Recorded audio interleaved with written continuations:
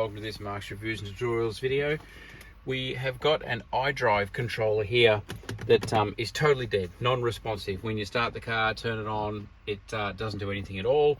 And we took it in, had it tested, and it's just lifeless. There's no response from it at all. We've unplugged it and played with it. The long and the short of it is that needs to be replaced. So we've got ourselves a new one here, and we're going to switch it out. So I'm just going to show you how to do that right now. And to start with, the first step is that we actually need to lift this panel here, and it is just a press fit. I've got some panel removal tools here, so we'll show you. We'll hook under, lift it up, and show you what's underneath. We've got some trim removal tools here. These are really super cheap and worth having for jobs like this. I'll put a link in the description for where you can grab things like this. It's seriously a couple of bucks, and they make jobs really easy. Just get you into the gap between. Look at that, it's going to lift. Straight away it's coming up. The same on the other side. Up she comes. Get your fingers under, and then lifting. Look at that. And that panel is out. Put that back in. And this will lift out over. Okay, we've got tight wires holding us, so we need to unplug. You can always cheat in a time like this. You get your new one that you're putting in, you can see where the plugs are and what's involved. So we need to unplug this so that we can lift this panel up. I've been working on this wire, and I needed to get a pair of pointy nose pliers just to carefully grab it and pull it down. Tried to grab it with my fingers, but I couldn't get it, and that wire has just come straight down. So what I did, I grabbed it there like that, and then just pulled it down, and that was able to get it out. Now, we're not going to get this panel out until we unplug. Some cars have got this. My other X3 doesn't. This one does. It's got the sport and the hill descent and park control here. So I've got to unplug this as well. Then I can get this panel out and switch out this part here. Okay, there's still not much to see here, but just working with the pliers, getting it underneath, and then pulling the two wires. I've got them both out now. There's no clips that I can see, nothing to press and clip or anything like that. You just got to grab them, and really just grabbing them like that, then wiggling them side to side and pulling them out. They've both come out. So now this panel should come out. Look at that. Then we get to look underneath, and here's going to be a very quick straight swap. We'll pull this out here, swap it over, plug in the new plug, and hopefully she's a goer. Okay, so this is a T20 Torx. Have a look at that's their fancy Phillips head. Well, it's a Torx, T-O-R-X. Have a look at the link in the description if you don't have one of these. If you've got a BMW, you're going to work on it, you've got to have Torx screws. 3 of these. We'll whip this off. Super quick.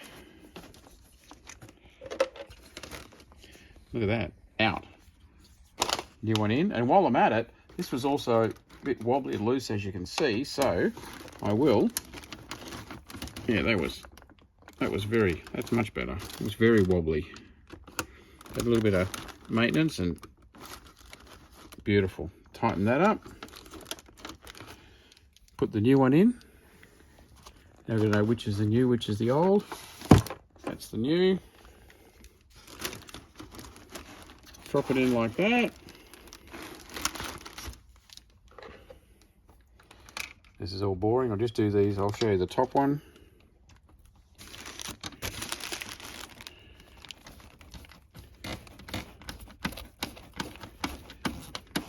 That's it. Just don't over tighten that, because you can tend to make it stand up or go out of alignment, whatever. Just get it right the way down, then put the last 2 in, then nib them all up, and then we'll go back to the car and we'll put these plugs back in. You can see underneath here these metal clips. They're what clip down and hold it in place, and also up here these are the ones that lock into place at the top. So starters, we are going to put this back over and then put these plugs back in. Very much, you see that little keyway down there? They've got only one way they'll go. So hold it down, put it in place. There, do you hear that click? And it'll click into place. That's one. Now look at these guys. There's nothing to show here on video. I'll just plug them in. I can't get down that low, sorry. Click.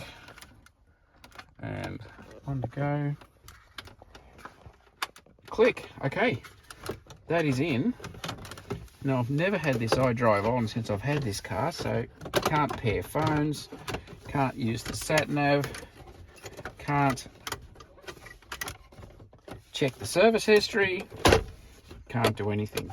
Okay, and then to mount this in, you got to get these little lugs I showed you, get them in first.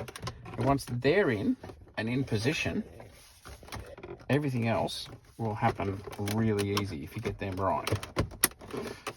That's in, that's going down. It's got to click in, there you go, click in, click in. Look at that. Back on, beautiful. Now, let's see. Confirm.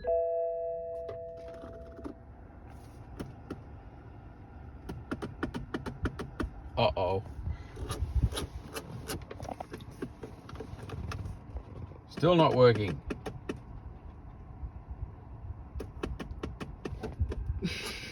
Okay, so that was late at night and not exactly what I wanted to have happen, but this is where I found out about the part numbers. These BMW iDrive controllers like these two here, if you have a look, they both have very similar part numbers. Have a look. Don't worry about after the dash, but the 901-20921 and 901-20921. Don't worry about the version numbers out here. This part number here, and there's another part number that looks identical from the top. So if you're doing your iDrive, you absolutely can't tell from the top which one you've got. You've got to pull it out, get underneath, and find what part number one you've got. Now, I got stuck with mine because, as I said, I bought the car, didn't work. What had happened, someone had tried to fix it, but they had gotten the wrong part number and then left the wrong part number in the car. So I matched the part number, bought the part, which was another wrong one. So we had to then get it checked and get the original part number. RealOEM.com is where you go to find out the part number of this for your car. It'll tell you which one's for that. That was the way to solve it. I had to get the other part number, which was then mounted in the car, which then worked. And I ended up with the one that was in the car originally, which has been tested now. Works fine. That's that one, actually. And the other one that I bought that I tried to fit, you can see the part number there on it, also didn't work because it was the wrong part number.